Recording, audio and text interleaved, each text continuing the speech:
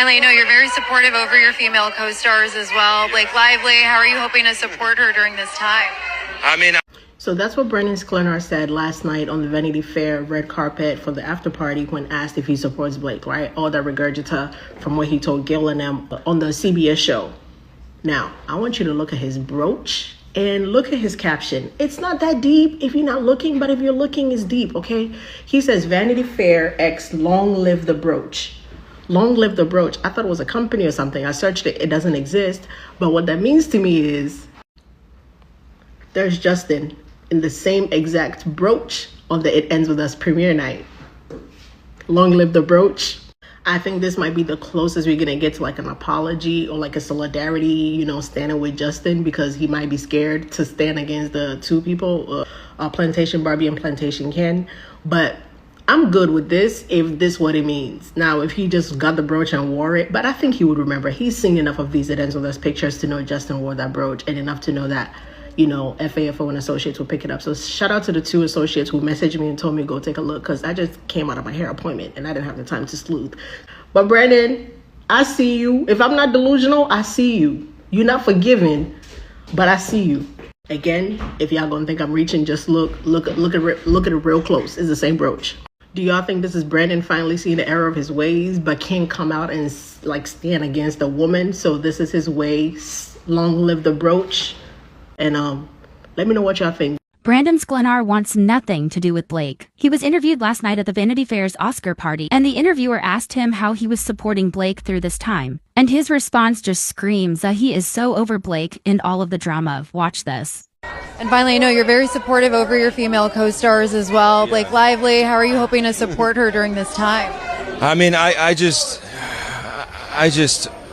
it's a tough situation, and I just hope everyone remembers what the movie's about and why we made it in the first place. And it's about love, and it's about supporting women in general, and helping people through tough times. And that movie's helped so many people. And I just want people to remember like what it's about and why we made it, and to kind of keep it on that kind of like core ethos. Him constantly sighing while giving his response, it's killing me. Like, this man is tired of all of this. His answer is pretty much saying that he just wanted to make a movie and does not want to go down with Blake. As always, the responses online are hilarious, calling him out for coming in hot when all of the accusations were originally made, saying, please, for the love of God, read the complaint.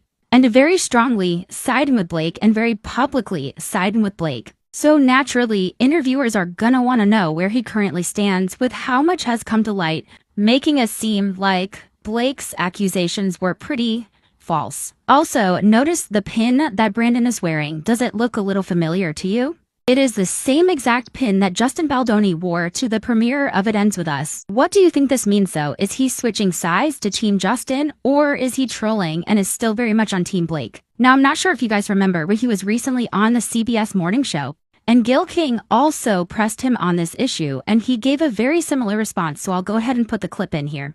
Last time you were talking about the movie It Ends With Us, which has turned into a big, major story between Blake and Justin. I'm wondering what you're thinking about that, processing it, navigating it. It doesn't involve you, but because you're in the cast, I'm wondering what you're thinking about. Yeah, I just want people to remember why we made the movie in the first place and what it stands for, and just keeping the focus on that. Like that movie meant so much to me, and I have someone very, very close to me in my life who's gone through what Lily's going through for a long time, and I've been on the front lines helping her navigate that space. So that movie meant a lot to me. Yeah. And it means a lot to her, this person in my life. And it was one of the reasons that me doing that film gave her the strength to change her life. So like... You stay focused on that. Yeah, it means a lot to me. So it's unfortunate that things get taken away from what the ethos of that thing is, and it gets convoluted. And I just want to remind people of why that thing exists in the first place. Somebody said he could just be wearing the brooch. His stylist probably put it on him, or it was gifted to him. I think at this point, you guys just like giving me homework. Okay, well, this is Brandon's post. The first tag is a stylist. The second tag is his, I think his groomer. He cuts her hair. And then thank you, Tom Sweeney. That's his suit. And then David Yurman. I think his ring and his watch. His jewelry is David Yurman. Where is Annabella Chan, who makes the brooch? Nowhere to be found. Annabella Chan, however, posted Brandon SKLENAR, who hasn't liked the post or commented on the post. This is Brandon's Instagram. He doesn't even follow Annabella Chan. Annabella Chan's Instagram, she doesn't even follow Brandon SKLENAR. This is Annabella Chan's Instagram, where she follows Ryan Reynolds and also follow Blake Lively. Keep in mind, Blake Lively and Ryan Reynolds, however, do not follow Annabella Chan. Annabella Chan also does not follow Justin Baldoni.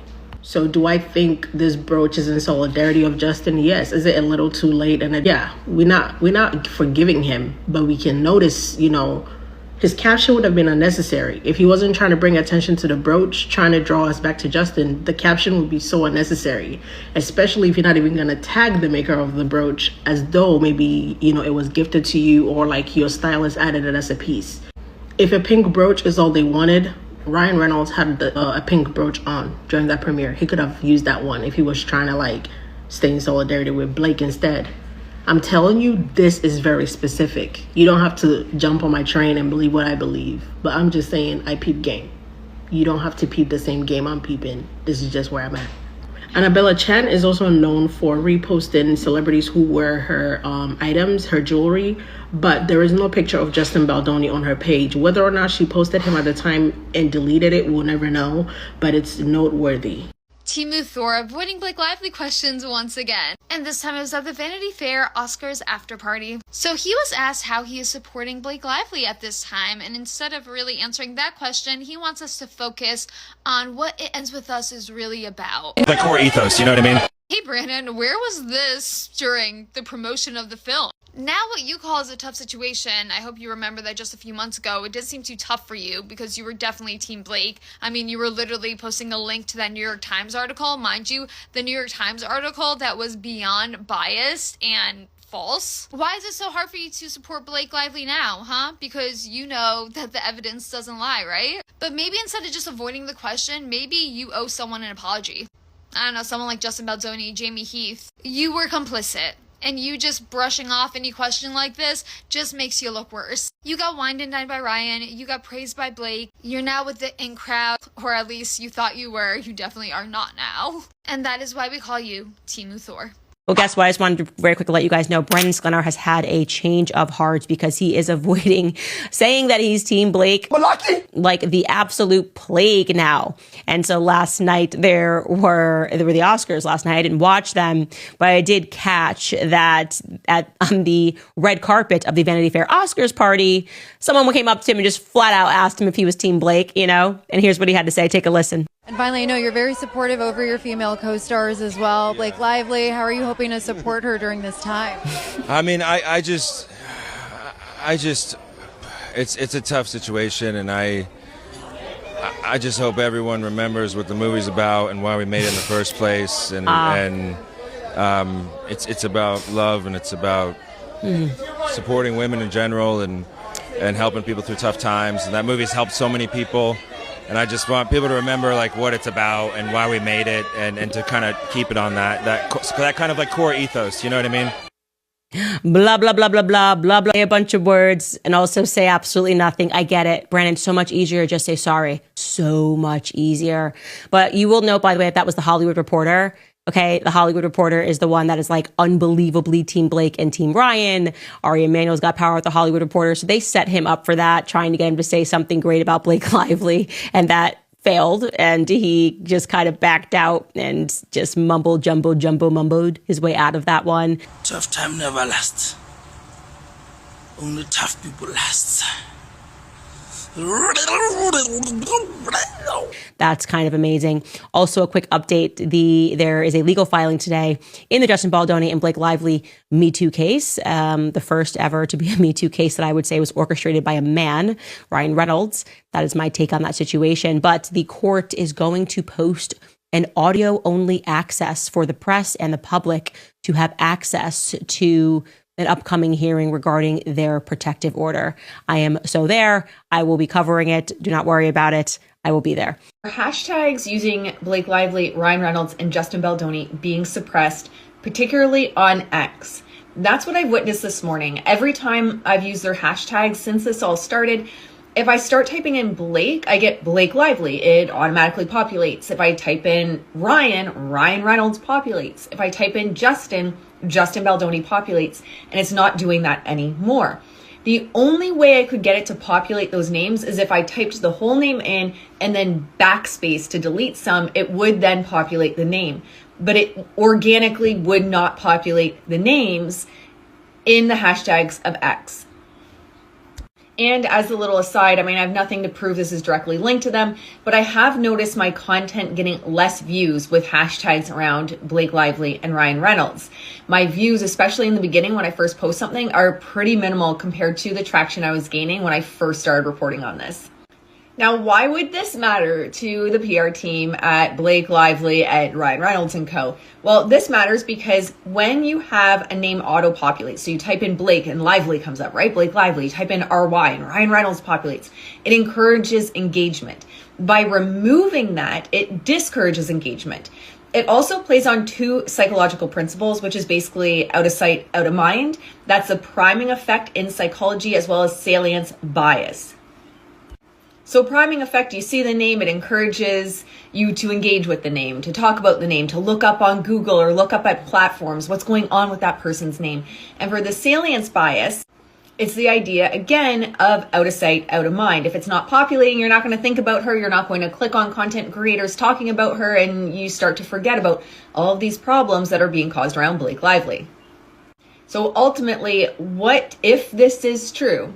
Just speculation. If this is true, essentially what it's trying to do is slow down the narrative and slow down the momentum that's been gained in regards to content creators and citizen journalists in the Blake Lively, Ryan Reynolds, Justin Baldoni case. So I've talked a lot about SEO manipulation, and people have asked, like, how do they do this on social media platforms such as TikTok or YouTube or X and Instagram? This is how. So you're not going to flood the platform with a bunch of positive news about Blake Lively. Let's be honest, it would get attacked.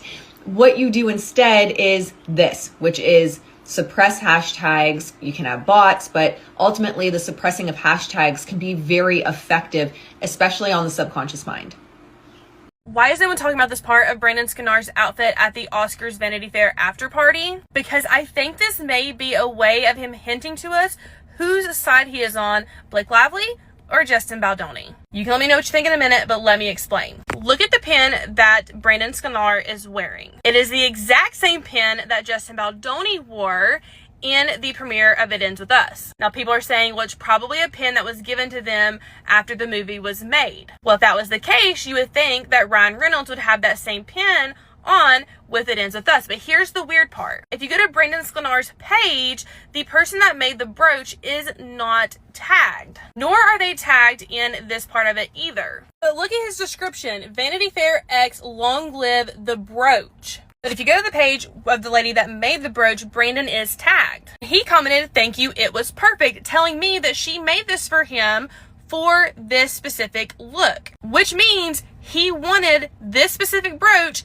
because Justin had this specific brooch. Allegedly, of course. But if that's the case, and this was not given to him at the movie and was made for him for this look, that means he wanted the exact same pin Justin Baldoni wore in the premiere of It Ends With Us, meaning he is probably on Justin's side. Even though he doesn't follow Justin on IG and follows Blake, that's probably because Blake has given him a lot of connections, especially in a movie he is getting ready to currently be in, where none other than Paul Feig is the director and co-star from the movie A Simple Favor, is also a co-star of Brandon SKLENAR in this movie. So he can't come out and tell us he's on Justin's side, so he's giving us an Easter egg, hint this pin, to let us know whose side he's really on. That's my theory.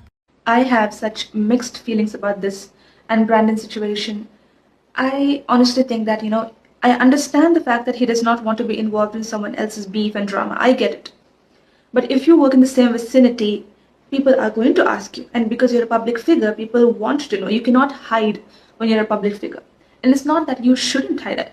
What I mean is that sometimes when you're a public figure, you really have to start talking.